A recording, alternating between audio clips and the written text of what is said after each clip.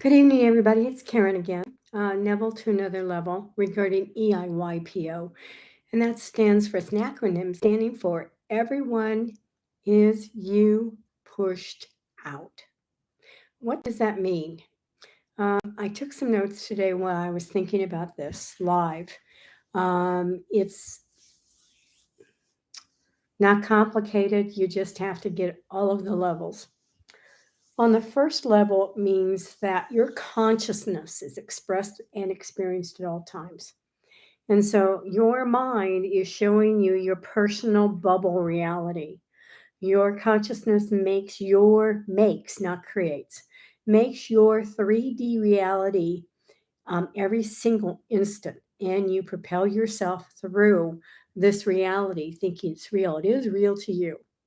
Okay. It's your template for learning, for growing, and it's the way that you progress through this life to a higher level and you continue on. It is literally a bridge of incidents. Your consciousness is your bridge. And so everyone who populates my reality is either mirroring me, literally, or they are in my reality to trigger a response from me because of my desire to change. I have a habit of having narcissists in my life. Thank God. They are key to my growth. I'm a very definite person. I am powerful. I am dynamic. I am brazenly bold. And I need a swift kick to get me off a position sometimes that I'm holding on to that's keeping me from growing. There are two ways I do that. Number one, I make a mirror image for me to interact with. And that was an example. An example in my life was my former SP, Daniel. No need to even talk to him because he would mimic me, not because he was wanting to anger me and get his face slapped. Hi, Val. But because we played off each other perfectly. We were duplicates. It's like putting a mirror in front of another mirror, and all you saw was your reflection. And so, what I had to do in that situation is just shut up. I just had to stand back. Hi, Kelly. Hi, Janet. I had to stand back and I had to shut up and I had to watch and I had to observe myself, not Daniel. I had to observe myself and realize that I wanted to continue further on my growth. And he and I had the same problem, and that is the fear of experiencing pain. And I still do to a level. And that's my cross that I bear, but I am willing to go dig deeper constantly to get to that wealth that's below that pain. He's not. Um, just the way it is. Okay. So I still love him deeply. I still interact with him deeply until I move to Sacramento. And the son's birthday is coming up this week, and I got him exactly what he wanted, and I'll be delivering that gift this week. Daniel's birthday was last week, and I just ghosted it. I have ceased interactions with him because no matter what I say, it wouldn't it wouldn't take because he is so terrified of moving forward emotionally. And I respect that. And so I have dropped back and I have moved on and other people have taken his place in my life immediately. I have five actually that really have taken me further, all women. And it's just been incredible. I didn't skip a beat. And that goes into the people outside you are not your source. Your decision is your source of what you do next. So in the EIYPO, everyone is you pushed out. He was me pushed out. Literally, he was successful. He was a professional. He had the background of psychology. He understood Neville. He manifested. And I'm going, oh my God, this man is me. And he is me, literally the old me, because I stopped being afraid of deep diving into painful emotions where he has stayed stuck.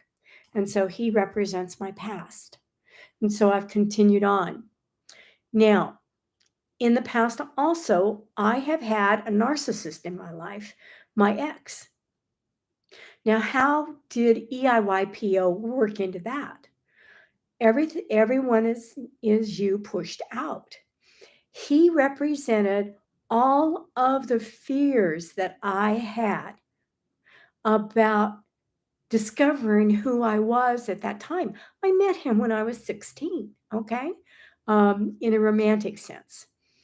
And I knew he and his family, we grew up around each other. He went off to boarding school, and his dad was always traveling. We won't discuss that. And so, what a background I have. So, anyway, um, yeah, Dennis and I knew each other most of our lives. And he represented that part of me that I was trying to escape, but I couldn't because I was born to be a leader. And something woke up inside of me when I was about 18 and propelled me towards that vision. And the moment I started, we stopped getting along. He started threatening my life constantly. And he had a lot of power. And so it enabled me to ignite the power within me, balls up, and stand straight and say, don't cross that line because I will take you down. And it took a couple years for me to get there. And I am the only person on the face of this earth that he is afraid of for good reason. I sense, and Daniel has enabled me with my interaction with him for the healing necessary for me to forgive him. And I have forgiven Dennis. And it was a beautiful experience in the dream state. That doesn't mean I would want to run into his arms right now. So Dennis represented me being afraid of empowerment. That's what narcs do with us. They trigger us. And to me, they are a blessing.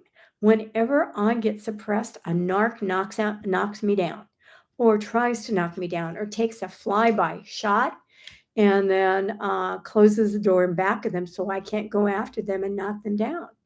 That happened last week. And so I just laugh, it's like, Karen, what are you expressing or fearing expression? And I will immediately start expressing it. My voice is gone almost because I've been expressing myself. So some questions. I wanted to go into the 3 parts of EIYPO. First, a mirror of you, an exact mirror image. And that's when battling with them is not going to do you a damn bit of good. You just have to stand back. You have to ask yourself, what is it that they are reflecting? Hi, Vicki. And surrender to the message that you are getting from the mirror that they are showing you, and bless them for being in your life. And I'm blessed by Daniel. For 4.5 years, he was my mate. And I grew incredibly in those 4.5 years. He was witness to my coming in my own, in my coaching and in my producing income. And so many other things physically, with my teeth and my face and my hair and so many other issues that I resolved with him. He was perfect for me. He delivered me. And so I have nothing but gratitude for him. And then, so we've got that level. And then everyone is you pushed out, meaning that the first level was consciousness makes reality, all you see is yourself. Second step is you have a mirror or a trigger presented to you always in your script. And then the third level is that we are all one in truth. You do not see truly that level unless you are giving unconditional love and unconditional acceptance to your brother. And that's where you break free from scripts. And in that instant, you are one and you have no issues with the other person. I don't care if they are a narcissist, your mother, your great grandmother, I don't care who it is. They can do no wrong. They never have done any wrong when you get to that point. And in that moment, you have forgiven yourself because as you give, you receive instantly. So that's why forgiveness is so damn important. Forgiveness is revision. Revision states that what you see is all imagined. And if you want a different outcome, reimagine yourself, not anyone else.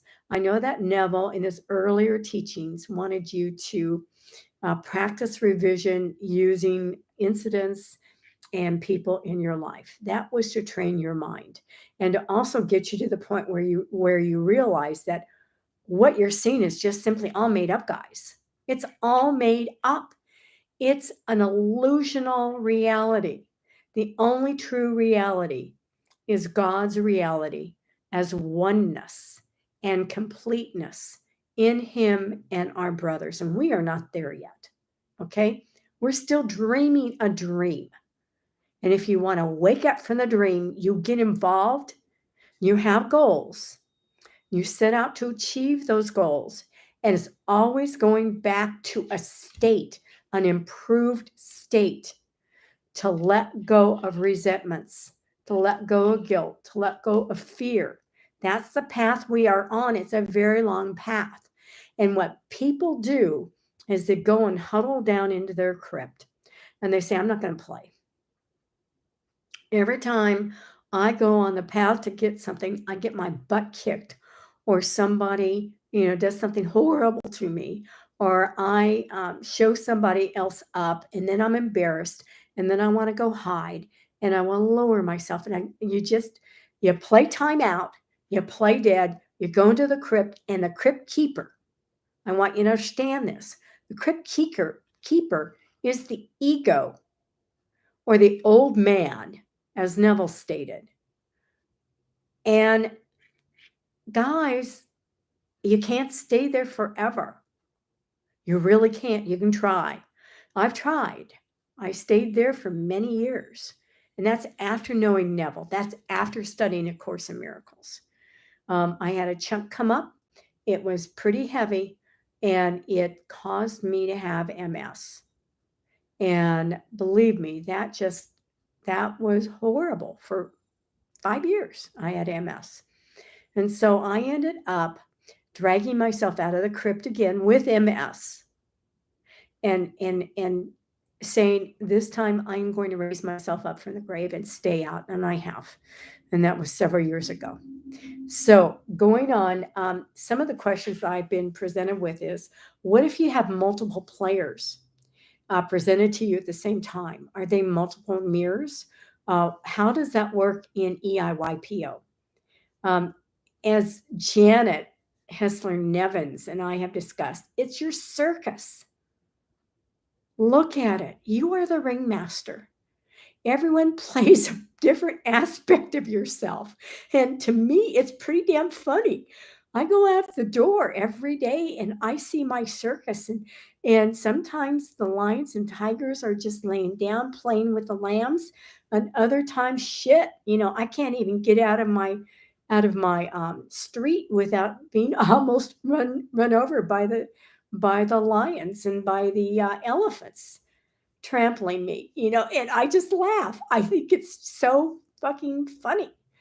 And I sit back and I laugh at it and say, okay, Karen, what's going on with you? Where are you? Where's your consciousness? Pull it back. What do you want to see? Do you want to see all this mayhem? I'm a chaos junkie, by the way. So sometimes the answer is yeah. I feel like shaking things up. And so I continue on and I have a great time and I just laugh. And people, give me the bird and they almost run me off the road. And then I'm sitting there in the car just laughing and waving at them and blowing them kisses. And then I get tired of it and I say, okay, it's time to switch that off. And I don't control. What I do is I just change my state. I revise me. I don't revise them. They're just playing a part, guys. Okay, stop that. Go to revising self only. That's what Neville taught later on in his life. Revise only self because that's what you're seeing. Okay, there's nothing outside you. Okay, there's not a damn thing outside your consciousness.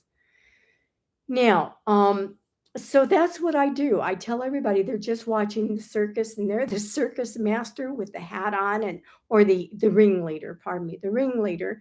And they've got the little whip and the microphone and whatever, and they're just enjoying the show. And what you want to do is design the circus the way you want it, okay? And yes, the circus animals will behave but play with it, okay? Don't get locked into the ego's judgments about your life. It's just hell when that happens. And so I've gone into the narcissistic mates. Um, we all have them. There are women narcs and men narcs. My mom was a narc. My sister was a narc. My two brothers were narcs, and so was my ex. Duh. And I never cleaned up my family issues until I was married and divorced twice from the same man. And then I went through a hell of a lot of therapy and interactive groups and then training through A Course in Miracles. you know, and then Neville Goddard, I am a real hard ass. I need both of them at the same time. Very few people can take that on at the same time. So, and that doesn't make me better. That just makes me more hard-headed, guys. Okay. Lordy, sometimes I wonder how I survived it.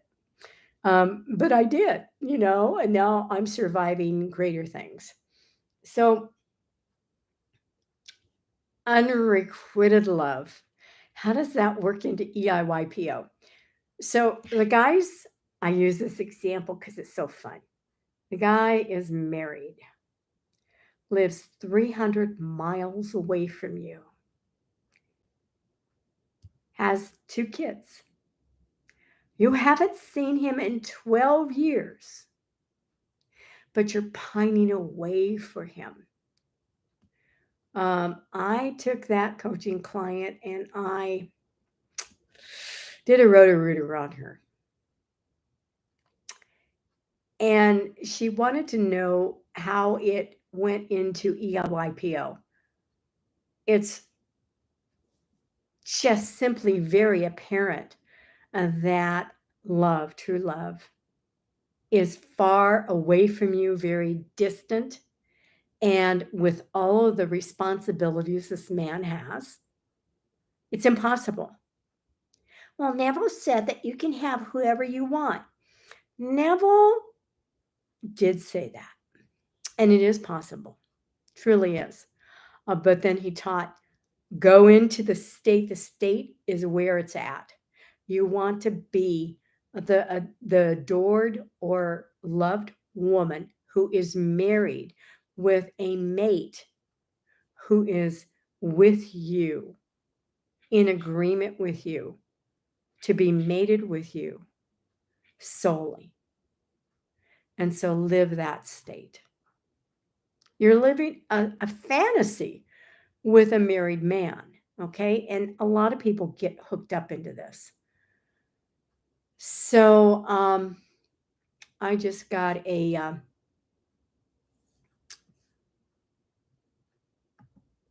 gonna hide that. Oh God, some people. Anyway, we'll take care of that person.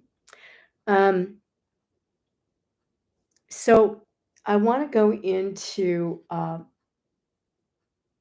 problematic specific people. The problem lies within you. Always. Always bring it back. Always bring it back to you. You are the operant power. You are seeing only yourself. Hi, Lynn.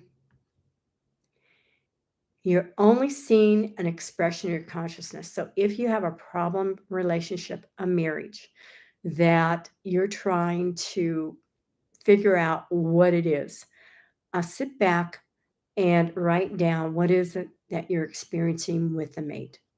That's the clearest way. So if I am with a problematic mate who tells me what to do, controls every move I make, tells me to shut up, takes all of my money that I make for him, um, dictates how I dress, I would take a real good look at the control facet of the relationship and realize that you're terrified of letting go of control. If he doesn't give you attention, I want you to realize that there is a part of you that you are not giving attention to. And find out what that part is. Stop picking on your mates. Stop picking on the people in your life. They are simply operating in your script according to the script you wrote, the lines you gave them, the parts they are playing perfectly for you to see you. You live in a virtual reality. You populate it. The main reason we are here is to get beyond ourselves, to join as one with each other and stop this nightmare. Okay. So then another thing, isolation, by the way.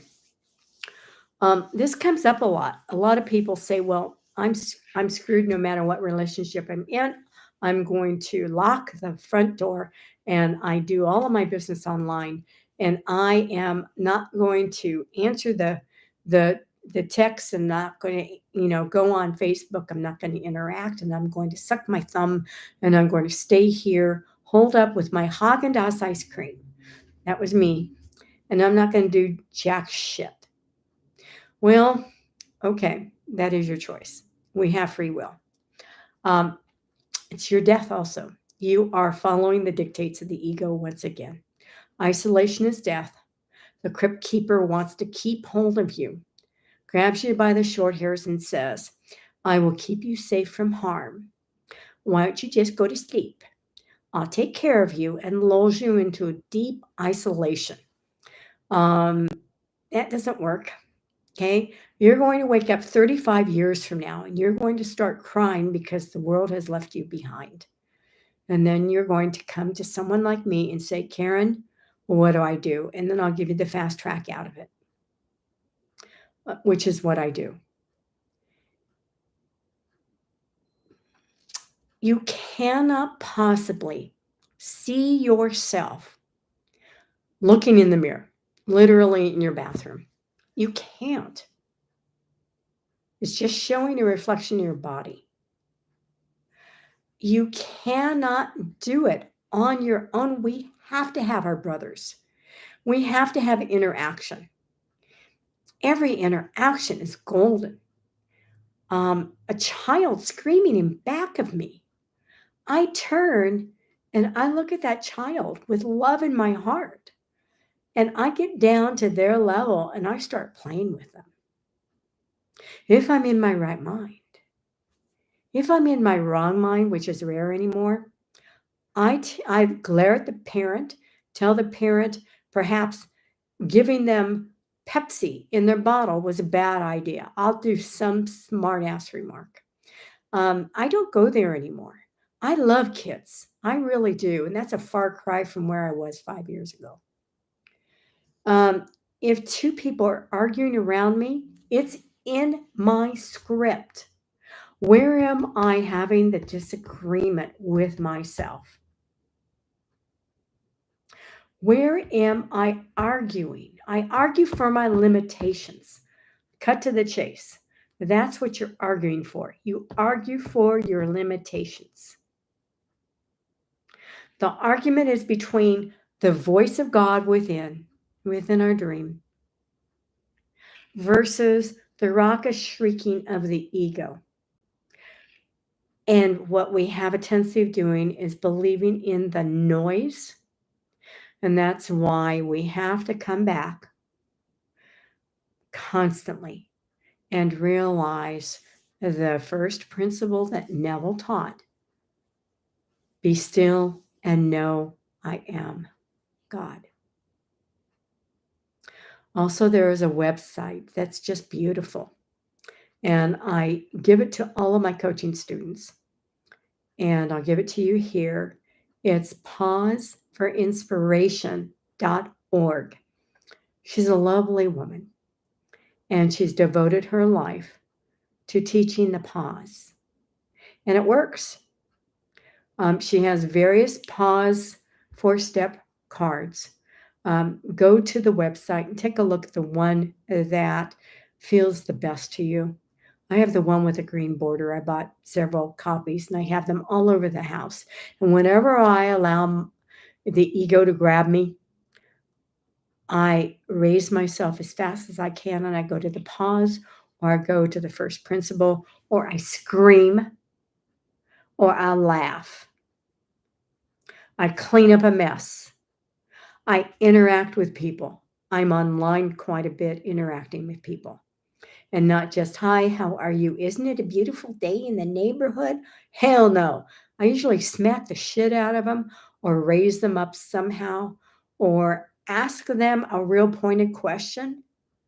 I'm not superficial at all. For those of you who know me, you understand that that's true. And everybody here does know me. So what else?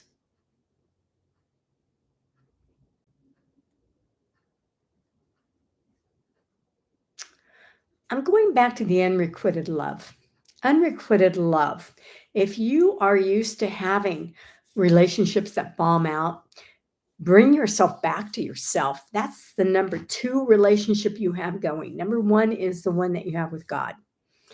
And you see that relationship with God played out with the relationships that you have externalized in your script with everybody around you and with yourself.